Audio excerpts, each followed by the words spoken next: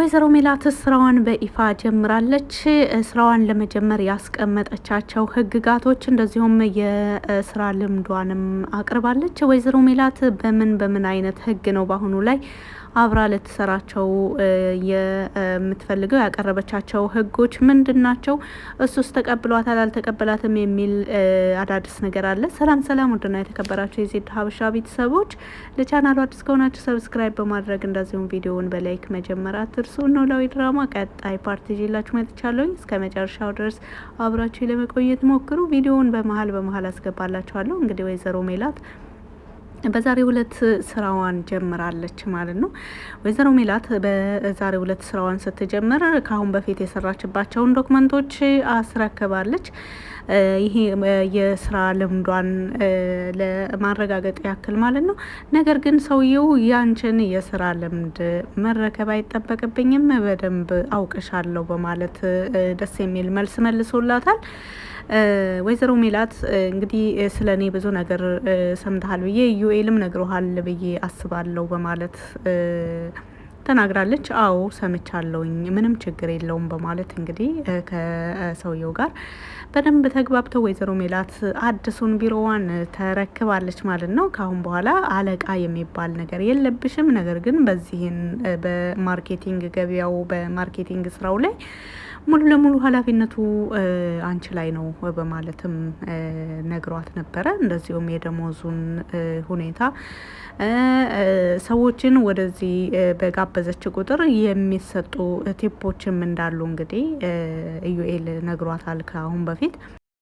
በመቀጠል ከኢዩኤል ጋር ያጋጫቸውን ነገር ጠይቋት ነበረ። ከኢዩኤል ጋር ያጋጫትን ምክንያትም ነግረዋለች በተደጋጋሚ በዚህ ነገር ላይ። እንደዚሁም ቢሮ 2 ቀን እንደሰራች በሁለተኛው ቀን ከአቅም በላይ የሆነ ጫና ስላሳደረባት እንደዚሁም ለ20 ደቂቃ ታገሰኝ ስትለው መታገስ እንደማይፈልግና እንደማይችል በወቅቱ ሲነግራት በጥቅሉ መስማማት እንዳልቻሉ እንደዚሁም ደግሞ አንድ ስራ እየሰራው ተጨማሪ ስራ መስራት ይሄ የኔ ባህሪ አይደለም በማለት እንግዲህ ወይዘሮ ሜላት ተናግራለች። ወይዘሮ ሜላት በዚህን ስራ ለረጅም አመታት ሰርቻለሁ። የራሴን ድርጅት ከዜሮ እስከ ነበረበት ሁኔታ ድረስ ያደረስኩት እኔ ነኝ።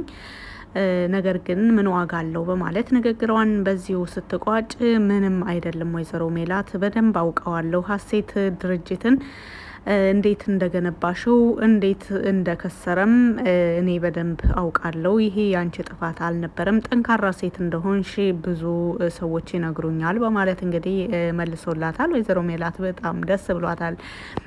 ሌሎችም ሰዎች ጥንካሬን ያውቁታል ማለት ነው በማለት ምክንያቱም ወይዘሮ ሜላት በጣም በትልቅ ተስፋ መቁረጥ ውስጥ ነው ያሳለፈችው። ይህን 2 ወር 3 ወር በጣም ፈታኝ በሆነ መንገድ ነበረ ያለፈችው። ይሁንና ወይዘሮ ሜላት እንዳዲስ አሁን ተስፋ ሰንቃለች። በሌላ መልኩ እንግዲህ ምናሴና ትሁት እንዲግባቡ እንደዚሁም አብረው እንዲቀጥሉ ፍቅር እንዲጀምሩ ሰላም እየመከረቻቸው ትገኛለች። ትሁትን በዛሬው ዕለት አግኝታት ነበር። ሰላም ከባለፈው ፓርት ላይ ከትሁት ጋር ተገናኝተው በጭቅጭቅ ነበረ የተለያዩት ትሁትና ሰላም። በአሁኑ ላይ ግን ሲገናኙ ጥሩ የሚባል ግንኙነት አፍርተዋል። እንደዚሁም ትሁት ለምናሴ ትገባዋለች የሚል አቋም አላት ሰላም።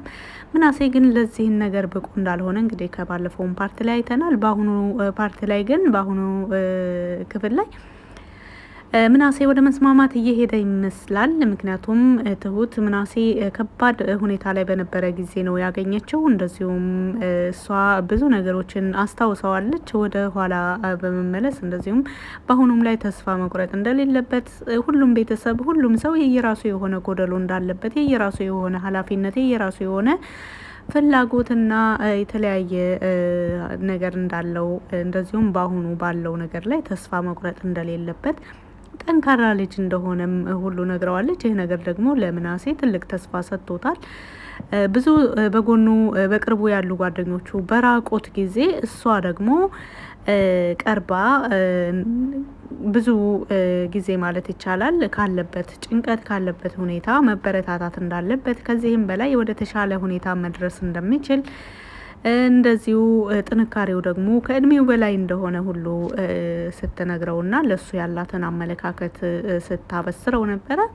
ምናሴ በዚህ ነገር ላይ ደስተኛ ቢሆንም በስተመጨረሻ ባመጣችው ሀሳብ ላይ አልተስማማም ነበረ። በዛን ምክንያት ተጋጭተው ነበር። ነገር ግን አሁን ሰላም ልታስታርቃቸው የጣረች ቢሆንም በአሁኑ ላይ የተሳካላት ይመስላል። ምክንያቱም ምናሴ የሚሰጣት መልስ፣ ትሁትም የሰጠቻት መልስ በጣም ደስ የሚል ነው። እንግዲህ ሀና ወደ ቤተሰብ አልመለስም ብላ ነበረ፣ ወደ ወይዘሮ ሜላት ቤት አልሄድም ብላ ነበረ ከባለፈው ፓርት ላይ እንዳያችሁት። በአሁኑ ፓርት ግን በአሴር አማካኝነት ወደ ቤተሰቦቿ ለመመለስ ተስማምታለች። አሴር ብቻ ሳይሆን ፋኖሴም እንደዚሁም ኖላዊም በደስ በሚል መልኩ ነው ሀናን የመከሯት። በተደጋጋሚ የተለያዩ አለመግባባቶች፣ የተለያዩ ችግሮች፣ የተለያዩ አደጋዎች በተፈጠሩ ቁጥር ራሷን ተጠያቂ ማድረግ እንደሌለባትም ከአሁን በፊትም ወይዘሮ ሜላት በተደጋጋሚ ተነግራት ነበረ። በአሁኑም ላይ እንግዲህ ወይዘሮ ሜላት አቶ ኖላዊን አናግራቸዋለች። ልጄን በዚህ መልኩ ላጣት አልፈልግም በማለት ተናግራለች።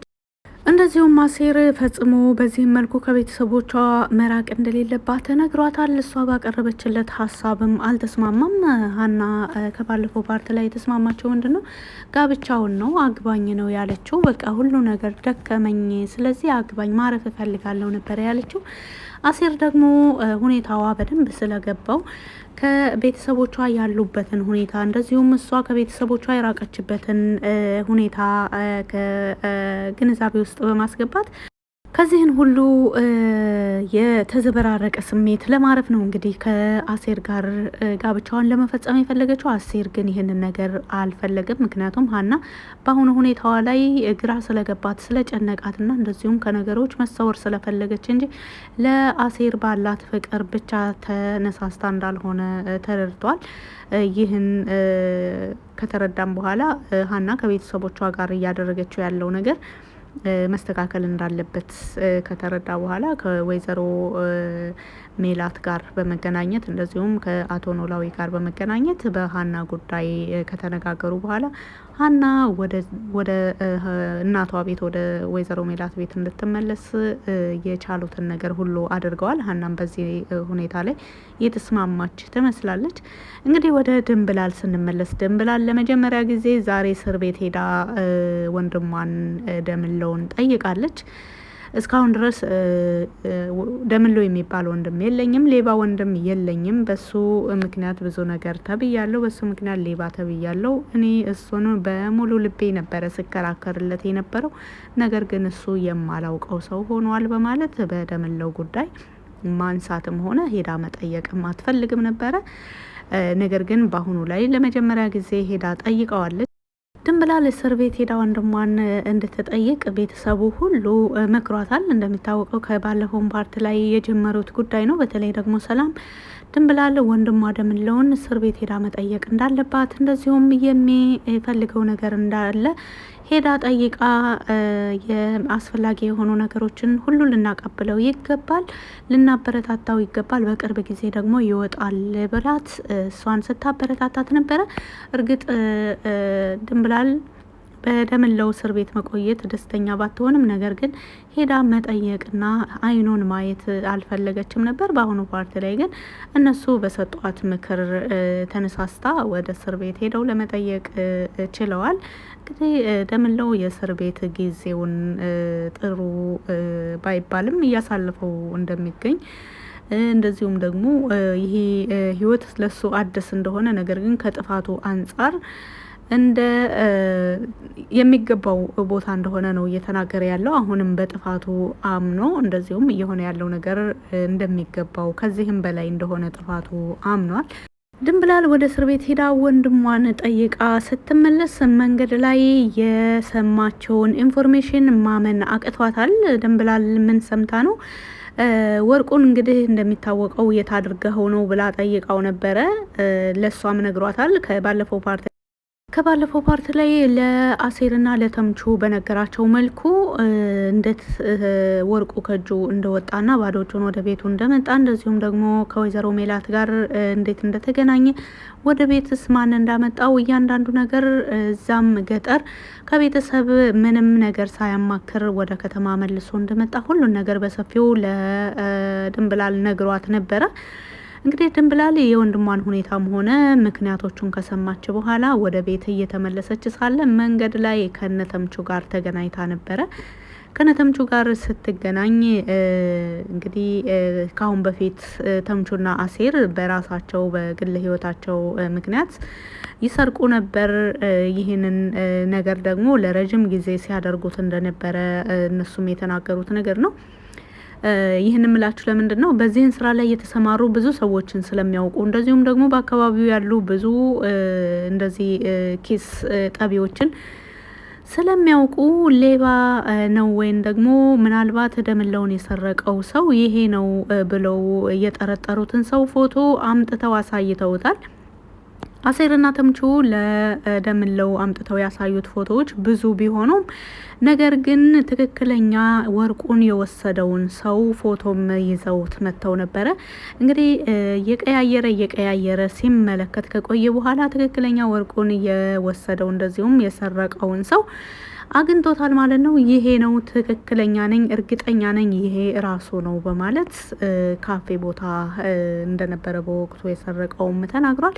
አሴርና ተምቹ ሰውየውን እንደሚያውቁትና በቅርብ ጊዜ ማጅራቱን ይዘው እንደሚያመጡለት ቃል ገብተውለታል። እንግዲህ በቅርብ ደምለው ይፈታል ተብሎ ይጠበቃል። ስላዳመጣችሁ ከልብ አመሰግናለሁ።